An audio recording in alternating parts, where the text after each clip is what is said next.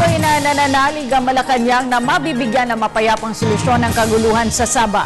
Ito ay matapos ang pakikipag-usap ni DILG Secretary Mar Rojas kay Sulu Sultan Jamalul Kiram III. Ang detalye sa ulat ni Elena Luna.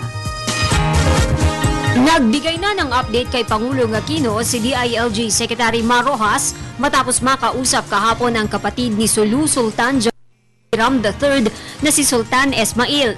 Hindi man maibigay ni Deputy Presidential Spokesperson Abigail Balte ang naging detalye ng pag-uulat sa Pangulo.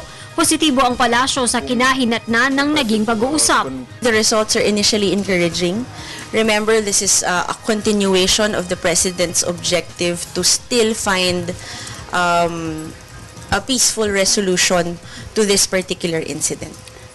Patuloy pa rin aniya ang apela ng gobyerno na payagan ng pamahalaan ng Malaysia na mapuntahan ng team ng embahada ang mga Pilipinong naiipit sa Lahad Datu. Kung hanggang kailan ito gagawin, sinabi ng palasyo na pinauubayan na nila sa Department of Foreign Affairs. We will leave it to the best judgment of the DFA what to do in light of the pending requests, the situation as it is happening, to assess what the next step will be. Kabilang sa pinag-usapan ni Secretary Rojas at Sultan Esmail ang pagbaba ng armas sa Sabah. Usapan din ang paghahanap ng mga pamamaraan kung paano mareresolba ang gulo doon. What happened at the meeting is initially encouraging. Let's hope that